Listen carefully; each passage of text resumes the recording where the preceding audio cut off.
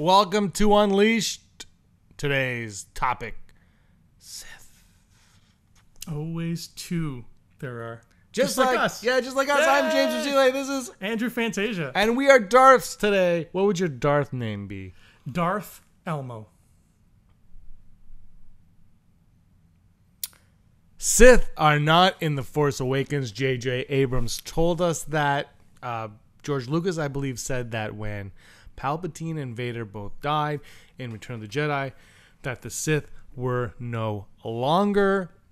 And we knew before The Force Awakens, the Sith, no one knew of the Sith for 1,000 years. Jedi thought the Sith were gone for 1,000 years.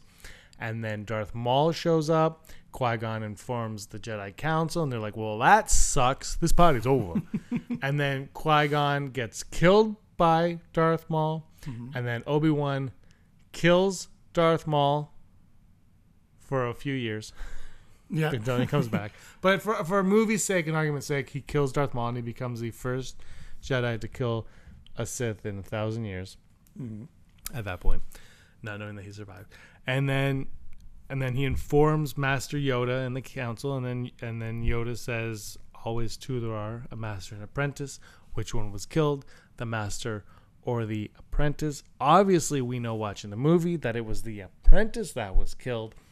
Anyway. Fun fact, I had the junior novelization of Phantom Menace, and one of my favorite lines was right at the end when the funeral's happening. Obi-Wan overhears Mace Windu say that to Yoda, and it goes into like Obi-Wan's inner thoughts, and he's just thinking like basically like, Jesus, if that was the apprentice that I just fought, I'd hate to fight the master.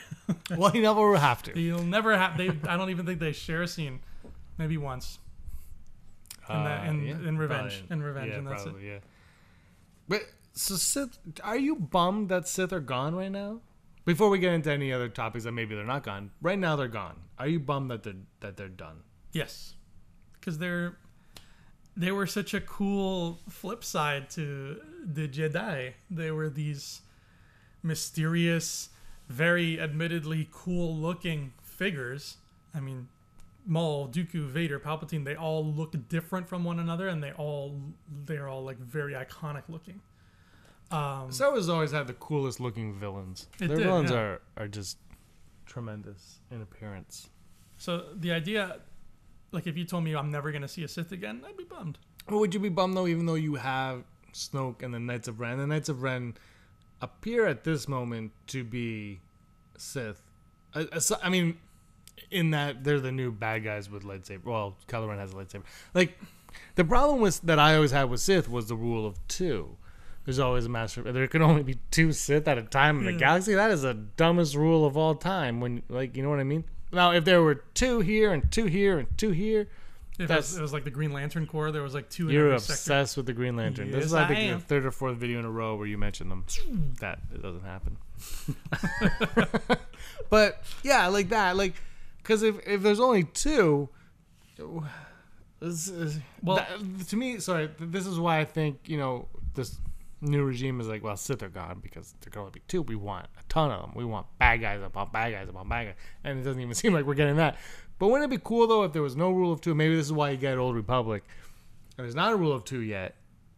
And there's just 1,000 Sith and 1,000 Jedi. Absolutely. Well, that was the whole rule of two was for the Sith's benefit, because it's like we don't want to share this power, and every time we try to, it's like a clusterfuck. It's not like nothing ever. The Sith can't get anything done because they're too busy fighting each other and vying for power. But you're right. If, as it stands, we have no Sith. From like if Palpatine and Vader was it and that's it, the Sith get cut off at that point, what better reason to give us the Old Republic? Yeah. Like, what a great excuse to be like, hey, don't worry, let's take a walk on the wild side. And by the wild side, I mean 4,000 years in the past. Do you think even back then that the Skywalkers had to bleed for them to have for it to be red? I think back then the Kyber crystal was just like a rock that they would chisel out, and the lightsabers were made out of rock too. Who's your favorite Sith of all time? Excluding Palpatine. Darth Nihilus from KOTOR 2. Oh yeah. Because he looks cool and he's scary, and we still don't know who was under the mask. I don't even know if it was in fact a man or a woman. I think they've said it like they've referred to him as him. So as far as I know, it is a man. But and that's no longer canon. That's no longer canon. He doesn't exist anymore. Although I like that, Pablo Hidalgo put out this tweet about what is canon and what's not. And he said, because it doesn't matter who shot first, Han or Greedo. What matters is that Greedo died. Yes, exactly. And that's so it's funny how they were like everything is canon going forward, and now it's like yay, because we tweeted him about the Yoda lightsaber thing, and then he was like, yeah, but he makes a good point. He does. He makes a good point, but it's also cheap. It's like, well, why bother even telling me Yoda's lightsaber is destroyed? You like just don't say things. This is the problem I have with canon is you can retcon it all you want, like it doesn't matter. But what he's saying is what does matter is, Vader's dead, Palpatine's dead. It doesn't matter how they died necessarily, but in his defense, I'm sure hundreds of eagle-eyed people watched that scene in Revenge, noticed that Yoda dropped it, and they're probably on his ass about it. Like, where's that lightsaber now? Like, he's probably like these things he's saying are probably just reactions to people. Like, it's not just he doesn't just kind of come out of the ether and be like, guys, just so you know, Yoda's lightsaber. Like, oh no, definitely. Like, he gets canon questions all the time. Mm-hmm. We're going off on a tangent. But Sith are cool. Who's your favorite Sith besides Vader? Besides Maul. Yeah, that's obvious. I'm a Darth Maul fanboy. Do you prefer whole human Maul or spider leg Maul? Human Maul. I like when he's like batshit crazy in that cave and he's literally got a spider body. Yeah, that's he's like, oh. No, I like movie Maul. I'm down with movie Maul. Mm-hmm. Whatever, hate me all you want. That's what I'm down with. I like this double-sided laser. That's why when we went to Celebration, I wanted to see the Ray Park panel. That was the one panel that I was really, really looking forward to seeing. Yeah, and that was one of the best panels. Yeah, and I had a great time. I was really excited though because I remember being like, well, we walked in there, we couldn't. It took 3 hours for us to get in. I'm like, oh, we're not gonna get anything. And I was getting bummed out because I didn't think I was going to get to see that panel. And I ended up still having tickets because I think it was later in the day. So a lot of people got like the earlier panels, and then that one was still available when we got there. And I was really excited. And I said to everyone, I'm like, look, I'm going. You can go see whatever you want. And we all ended up going to see it, which was great. Mm-hmm. It was a really good time. Yeah, Darth Maul is definitely my favorite of the Sith. I'm trying to think of another Sith that I really like. Well, Dooku. Although there is an argument that Dooku wasn't a full Sith because he didn't have yellow eyes, which the whole yellow eyes thing to me is a complete garbage fest. It's just like ILM being cute. And it wasn't like when Attack of the Clones came out and when Phantom Menace came out and when the original trilogy came out, Sith did not have yellow eyes. No, that wasn't a like thing. A mainstay thing. Yeah, no. Like Palpatine doesn't have yellow eyes. He does in Jedi. Does he? Mm-hmm. That's probably why but he they doesn't. Tried to like. How does he control it in the prequels? How does he control his yellow eyes? I don't know. The whole Sith have yellow eyes is a retcon. When Attack of the Clones came out and I was getting all the toys for the first time, I really wanted to get a Darth Maul toy to kind of like go with all the other ones, even though he wasn't in Attack. And I hunted around, but I couldn't find any Phantom Menace Darth Maul toys, and the only one I ended up finding was a weird one where he had no shirt on. Oh yeah, funny story is when I moved out of my old house and then with the wife, I had all those Attack of the Clones toys and I had some Phantom Menace toys and I was like, I called Brock, I'm like, come over and take what you want. And then later my dad was like, don't give her to the Star Wars toys. And I think he only took 2. He took Yoda and he took my Phantom Menace Darth Maul. Wow, and he went right for the goal. Yeah, and to this day I'm like, Brock, I'm not gonna ask for it back, but I'm like, Brock. Mm-hmm. It's the Darth Maul one more than Yoda one because I think I still have a Yoda Attack of the Clones. But I was just like, well, if that was like the legit original Darth Maul from like when Hasbro first put out the Phantom Menace, that's a big deal. Yeah, it was the very first one, but I didn't care. But then he got me the Funko Pop Darth Maul. It was like a year later too. He was like, here. I was like, oh, thanks. That's one of my favorite Star Wars Funkos is the Rebels Darth Maul. It's I have that nice one too, yeah. But I have both Darth Mauls now because I like Darth Maul. He's my favorite. And Sith are cool. Sith make good. Can you give me a toys. backstory on Sith? Wow, that's a good question. It started with a species, if I remember right. I can't remember what planet. I don't know if they were from Korriban/Moraband or if they were from someplace else. But there was an actual species of people called the Sith. And they I guess they were all strong on the dark side, and they sort of, their society was built on being strong on the dark side. And then eventually, years and years and years, we have this guy who comes along, and he decides that Sith should be more a practice, like a sect of force worship, rather than, you know, this people. I don't know if he wipes them out or something, but eventually, like, this guy starts the process. We get all these Sith lords like Frida Nad and Naga Sato and all these guys, and then eventually, even later down the line, you get, I can't remember what his real name is, but the guy who eventually calls himself Darth Bane, and he establishes, okay, we've had these armies of Sith rampaging across the galaxy. It hasn't done anybody any favors. The dark side is torn into all these places. Let's focus it. Let's make it stronger by only having 2 dudes using it at once. And so Bane started this rule of 2. I don't know who his first apprentice was. I've only read the first Darth Bane book, and that was like 10 years ago. And to be honest, I wasn't crazy about it. Sorry, Drew Karpyshyn, I love you. How did he wipe out all the other Sith? I don't remember. I don't think he did. I think that was earlier. That was before his time. That was like Frida Nad Nagasato that time, because those guys were old school. Those were way back when. Bane is in the Clone Wars.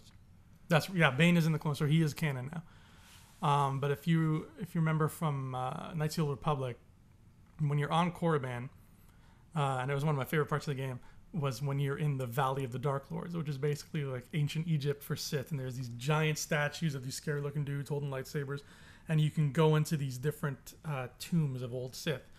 And Bane wasn't a tomb in there, because I think Bane was more like, he was only like 40 years or so before the game took place. But you got like the old school guys. You got Nagasato, you got Frida Nad, and these guys were like, when you see pictures of them, I think from comics and stuff, like I don't even think they had lightsabers. I think they had literally like swords, like vibro blades, and like armor. They looked like, you know, they looked like the guy you see Lex Luthor talking to at the end of the 3-hour cut of Batman v Superman, that Steppenwolf. They look like that. They just have this big armor, these scary looking dudes. Well, they look kind of like the Knights of Ren, the way you're describing them. Pretty much, yeah. Picture the Knights of Ren with like a little more Conan to them, like a little more skin showing, and swords. And then there was this guy, Exar Kun. Do you remember that name? He was from back then too. He was before Bane, because he didn't call himself Darth. And I think he was a fallen Jedi I think he was, I could be wrong.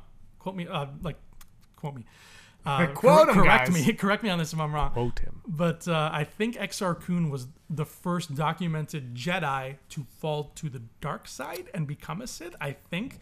I just remember he had a double-bladed lightsaber, and it was blue. And back in the day in high school, when I used to buy, there was that collectible game, Star Wars Miniatures. It was like a tabletop game, and you collect the minis. Still around, no? Oh, if it is, I want some. Oh no, now it's the Rebellion. Now it's all the Rebel ships and Assault. stuff. Yeah. But I'll show you later. I still have all the minis, and the most powerful figure ever in all the sets they made was Exar Kun. Like, he was unstoppable, and I ended up getting 2 of him. I don't know how. He was like ultra rare. But yeah, he had the double bladed blue lightsaber. Because you came over to my place when I moved down and you took mine. That's right. Sorry, that's James. not really what but I go where the money's at. But that's what I know about Sith. That's the extent of my background on them. And then, like, Bane was, you know, everybody says, you know, he's the first Sith Lord. He started the whole Darth thing on the Rule of 2, but he was not, like, he was pretty later in the game, considering, like, there was a lot before him too. But that's going way back. Do you think if they pulled an Old Republic movie, and this is not going to be an Old Republic, you'll do one, an Old Republic soon, but do you think if they did an Old Republic movie, that Sith would all be Darth? And do you think that could lead to the Rule of 2? Like, the end game of that trilogy could be the Rule of 2 and the disappearance of, like, the Jedi overcome the Sith, but really it ends with maybe like a Darth Bane, and he's like, this is the Rule of 2, and now there'll only be 2, and we're going to live in the shadows until the time is right. Yeah, absolutely. In my perfect world, we would get, first of all, more than one Old Republic movie. And, well, yeah, definitely. Yeah, and I even want to say more than 3. I think that you can go a little bit beyond 3. Don't go nuts and make like 18 of them. Do you think it could be like a Netflix show, though, like a series? You think you could do that? I don't want it on Netflix, but because you don't have Netflix. I have Netflix. I know. I just don't want Netflix's budget to They have hamper. good budgets though. We'll see what happens Well, when you would got you 9,000 guys with lightsabers. But would you argue HBO though? Because HBO would probably have a lower budget than Netflix, and look at Game of the Thrones. Really? Their budgets are lower? I'm making this up. Well, no, but everybody has Netflix now, and Netflix is making a ton of money, and you know. Hey, if they can pull it off and make it look as good as whatever movies are coming out of And the don't same forget, time, the Netflix budget would also be a Lucasfilm budget. It would be a twofold budget. yeah. So, yeah, like make it look as good, and then maybe we can talk Netflix. But I'm just thinking, if you want to flesh it out, does a series make more sense than a film? it really depends on the story beats, I guess. I mean, I would rather pay for a ticket and see this happen on a big screen myself. But at the end of the day, whatever the older public becomes, whatever format it takes, I agree. I think that the perfect place to end it would be the forming of the Rule of Two and the disappearance of the Sith leading up to them coming back in Episode 1. How do you fit R2-D2 and C-3PO in that story? R2-D2 would be the king of the jungle on Endor, and C-3PO would be a microchip that has no body, only a voice, and R2 would carry it around, and it would just be a constant thing of like, now what's happening, R2? Describe it. And then You know, I like that Anakin built C-3PO. I'm totally on board with it. and 9 viewers just left. I'm totally on board with it. I don't even care. You know what the problem is, and we're going to get back to this in a second, is as Star Wars fans, we tend to overthink a lot of things. Maybe we should, maybe we shouldn't. But it's fine that he built them. He looks cool. He does look cool. Which is really all that matters in Star Wars at the end of the day. My pots are showing. Yeah, there you go. He was naked. So we did an episode on DJ and who DJ could possibly be, and one of the ideas was maybe DJ is a Sith killer. Now, what are the possibilities to you that the Sith are around in the new era of Star Wars, in The Force Awakens, The Last Jedi, and Episode 9, The Return of Kong? Roll with it. What? King Kong. What do you think Sith could be around? Are they hiding themselves even further for whatever reason? Because they hid for 1,000 years the first time. Are they around now? Or are they going to go with George Lucas's word and be like, nope, the Sith are deceased, which is where I'm kind of leaning on this one. But we'll talk about this. Do you think that they are around? Could DJ still be a Sith killer? We don't have to talk about that too much. You can watch the video we did on that. But are the Sith around, Andrew? I want them to be around, and I would say the odds of them still being out there somewhere are 35 to 40%. See, I would say the odds of them being around there are 100%. But they might not be around there for these 3 movies. Okay, I can dig that. Like, at some point, I feel like they're going to go back to that. But would you rather see a trilogy about fighting the First Order and then another trilogy about fighting Sith again? Or would you rather see a trilogy that starts out being about fighting the First Order and then all of a sudden, halfway through, in come the Sith to make things even crazier? No, I would like that, but I don't think that's going to happen. Like, I just don't think that's where even though they say they didn't have a plan, I just don't think that's where they were lining things up. Mm-hmm. Because I still think when you look at Star Wars, the word Sith, even though it's in Shadows of the Empire and has been around longer than the prequels, it's still a prequel word. It is. And I think when J.J. Abrams took over, he got rid of the flags in Maz Kanata's castle to make them generic flags. What's up with that, dude? Which was the stupidest decision of all time.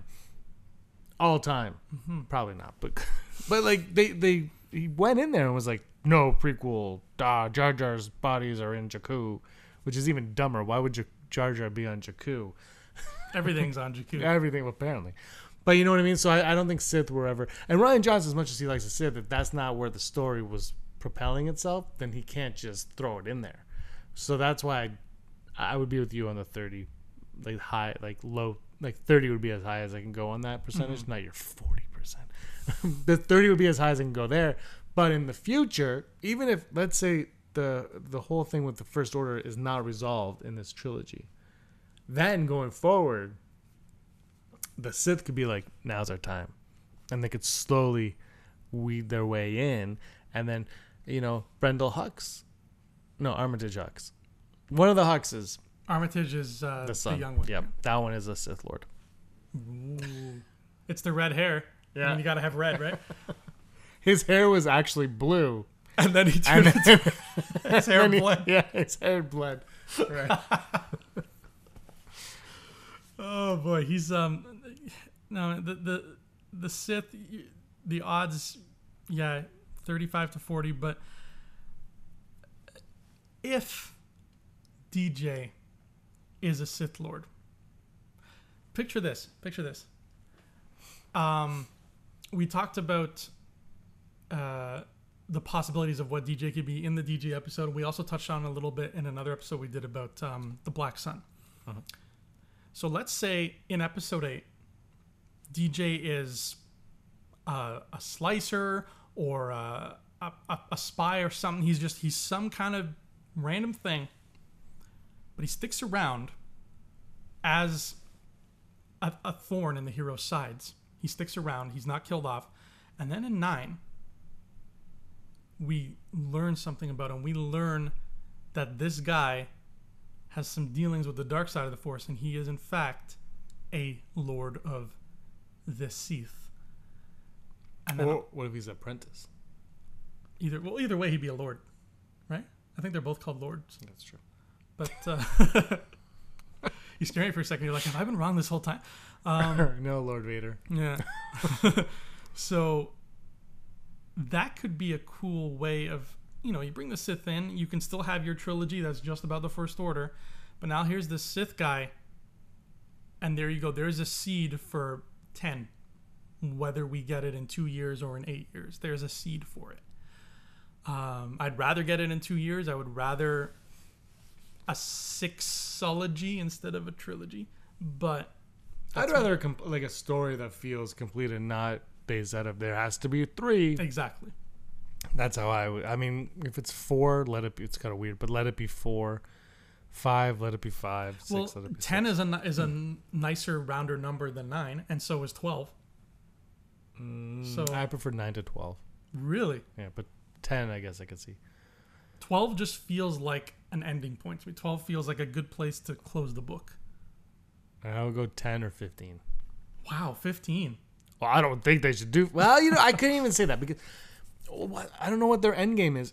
Now, is this the Anakin Skywalker saga? That's where I go, and I believe it is. You believe it's the Anakin specifically Skywalker saga, or not just Skywalker in general? Anakin is the Skywalker of the saga. Now, they say it's the Skywalker saga, and everybody says that they have to go further and further, but it starts off with Anakin, and it ends with Anakin. And now it's continued, but Anakin is still hovering around. Darth Vader is still hovering around, and everybody wants him to be in Last Jedi, and the rumors are that he's in The Last Jedi.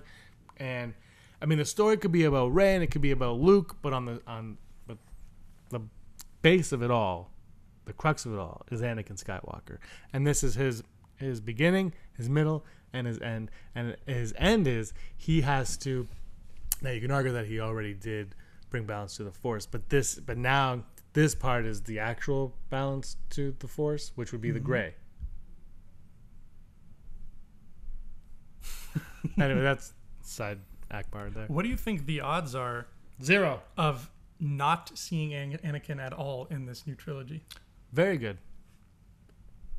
Really? You think we might go through 8 and 9 without seeing him in any way, shape, or form? Yeah, personally, I think we're going to. I would go 100% we're going to, but I would also go like full Brock 50 that we might not, because they had that stupid dark side Force Ghost Anakin, which looked totally cool but was totally stupid for the Force Awakens and that stuff. That which was totally cool, but at the same time that's not a thing. I could see that happening in, like, if Luke had a nightmare or something. That's the only way I could see them using that. But I don't even want Luke to have a nightmare. I hate nightmares in movies. They're pointless. Yeah, I didn't even like them in Attack of the Clones, which I love. Yeah, the thing is, so you got to bring Anakin back, and then you got to bring Hayden Christensen back, and people. Celebration was hilarious. I'm not going to get too much into it, but Hayden Christensen came out, and Peter Shredder from Slash Film, and we weren't in that panel because. We were in line? We actually, when he got on stage, we had just made it inside. So let's put this in perspective. That panel went on at 11 a.m. Mm-hmm. He came on that panel probably around 11:30, 11:40, somewhere around there. We got in line at 8 or 9. Yeah. We weren't even in the building. We were still before. This is before. So the security check. We were still in the security check line, which they ended up abandoning. Remember? Yeah. They turned off security and just let you run in. But we were still in the security part, and he came out, and Peter Shredder from Slash Film tweeted, "So many applause for Hayden Christensen. Have these people not seen the prequels, or have they forgotten the prequels, or something to that effect?" Shame on you, Peter Shredder. That's what I thought.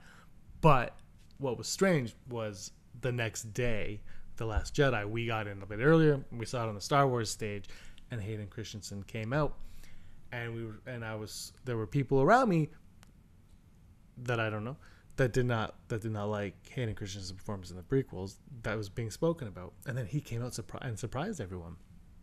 And the people that said that they did not like his performance, the loudest cheers, the loudest of all the cheers. Now you know there we. Well, it's still Star Wars, Yeah. and he was there, and you can't be disrespectful, which is another point to the tweet being wrong. But the thing is, it was still these people that are like, I don't like this, and then all of a sudden, when he shows up, it's the loudest cheers you can go. Now you know I actually really like it. You do too. I think you do. Hayden, yeah, I love him. He's I a cool dude. He's from Toronto. I remember when I was watching them with Aaron a few years ago, and I was like, people don't like it. She's like, how can you not like it? That's just, that's how it is. And people don't, and you probably don't, and some of you don't. But anyway, but the point is, fans get really, really excited. And even though you can criticize his performance, which I think he's just playing Vader. That's, I think James Earl Jones, if you had him say those lines without the mask on, like you would be like, well, it still sounds like Vader. It's the same dialogue, which I think is perfect. So yeah, I just can't see. It's easy to avoid putting him in the movie. I don't know how the movie goes, but I think it makes sense for him to be in the movie. And it's also easy to avoid putting Sith in the trilogy, but to put them in there adds a layer that I think other Star Wars films have not had. They haven't gone that deep layer-wise. So with all this talk of like, oh, Force Awakens is too much like New Hope, you guys are just retreading the same ground. There's your way to tread different ground, to make a different Star Wars movie, to make one that has more shapes and curves and edges than we've seen before. Yeah, it could be an interesting point to it. I guess. I'm trying to think of like how you can. I like the idea that the Sith, so one of them had to have a secret apprentice, and they kind of keep hinting at how Vader and the Emperor didn't trust each other, and the Emperor specifically did not trust Vader, and Emperor actually was kind of like looking for a new apprentice in a lot of, like, he had in the one Vader comic, the first Vader comic, the first whatever you call that, he had like these Jedi robot things or something. Yeah, he had a lot of Force folks that he was training. Yeah, like he was constantly testing Vader's mettle to see like, you're still strong enough. Like, and so could one of those have, when they died, somebody like that maybe, and maybe he's not a full Sith. Well, here's the thing about this: like when you only have two, you honestly think that in thousands and thousands of years that they've been upholding this rule of two, you really think that the Return of the Jedi is the first time when the two Sith have died roughly at the same time? I can't imagine that. Like, these guys are psychopaths. They're constantly. No, you know what though is, I think, didn't like the apprentice always kill the master? That was sort of like a rite of passage. And almost. the Jedi didn't know about them for 1,000 years, so really they might not have died at the same time.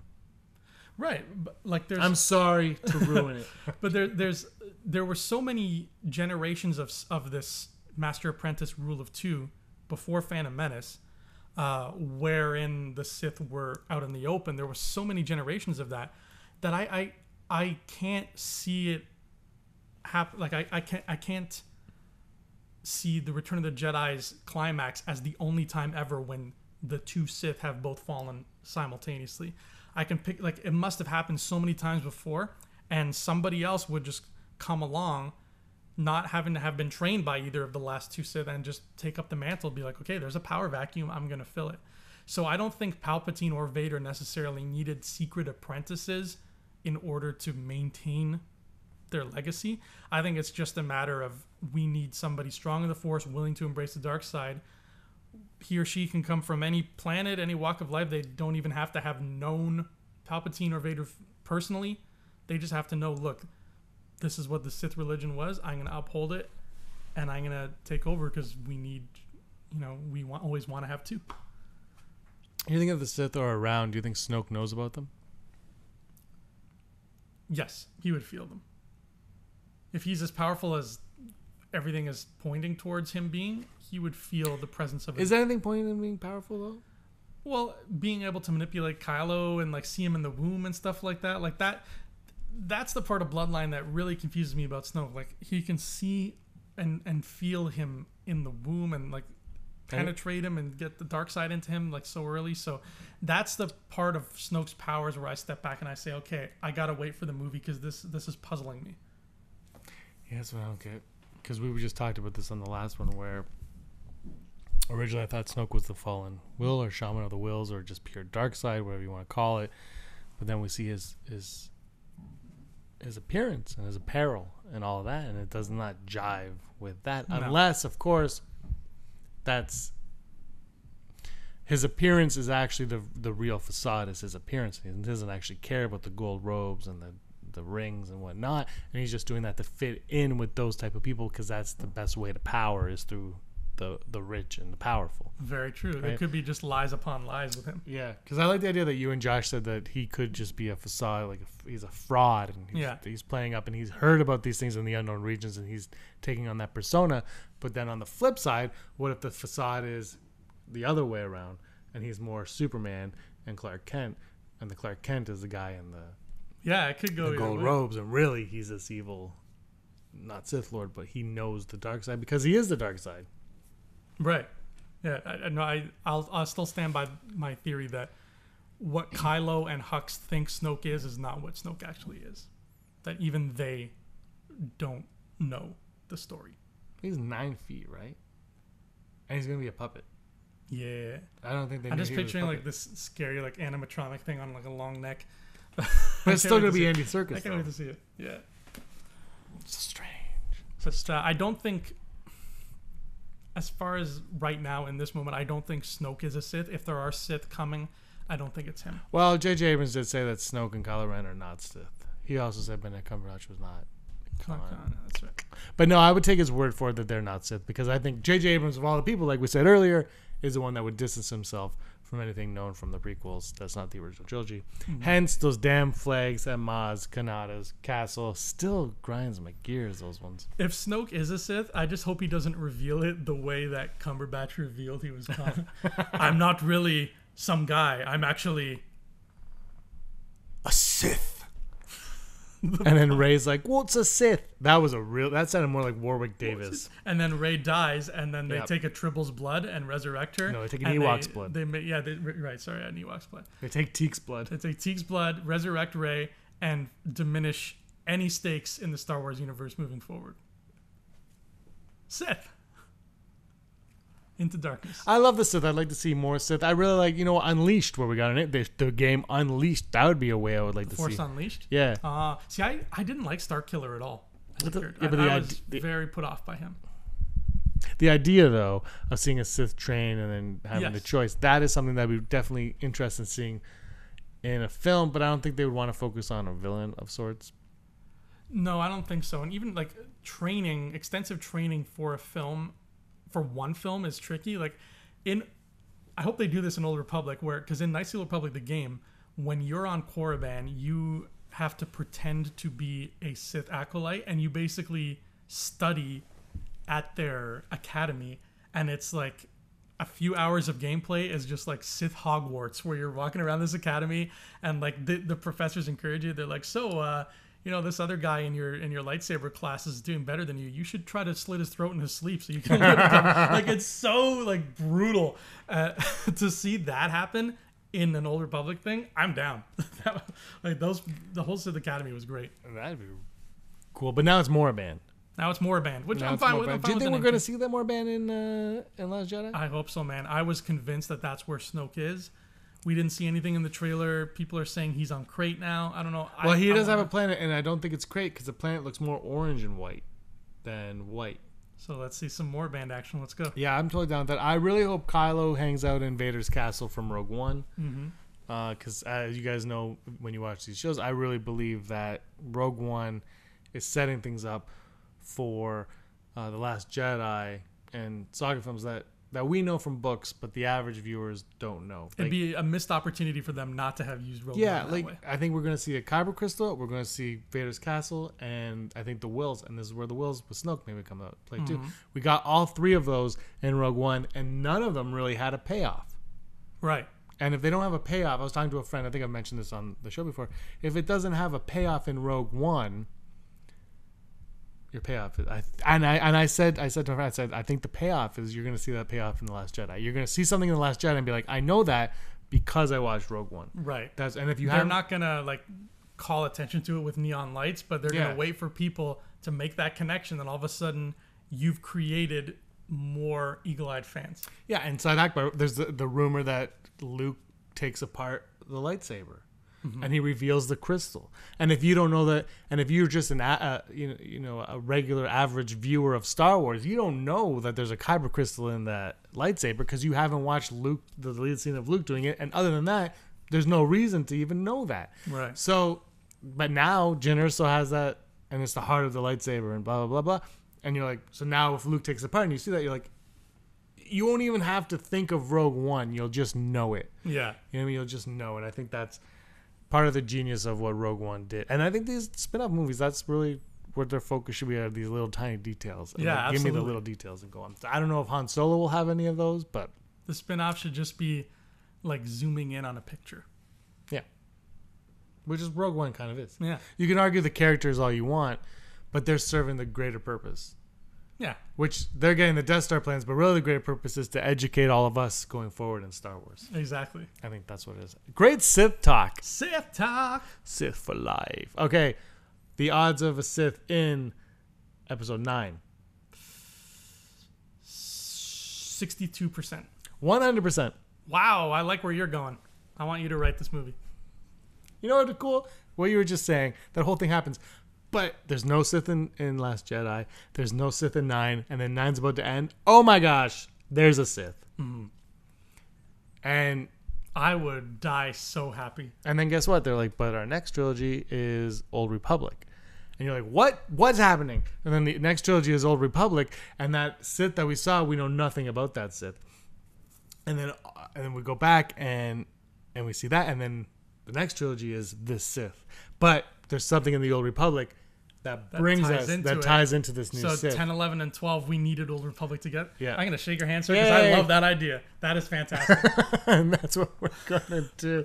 Let's wrap the show on a high note. I think this is a good time to guys, do you want to see more Sith, or are you fine with Knights of Ren Snoke just being completely separate and not needing to see the Dark Lords return to a galaxy far, far away? Andrew, thank you very much. Where can everybody find you at? You can find me right here in my house, preferably when I'm awake, and you can find me on Facebook at Andrew Fantasia and Twitter also at Andrew Fantasia. And you can find me here in Andrew's house, but not when he's awake.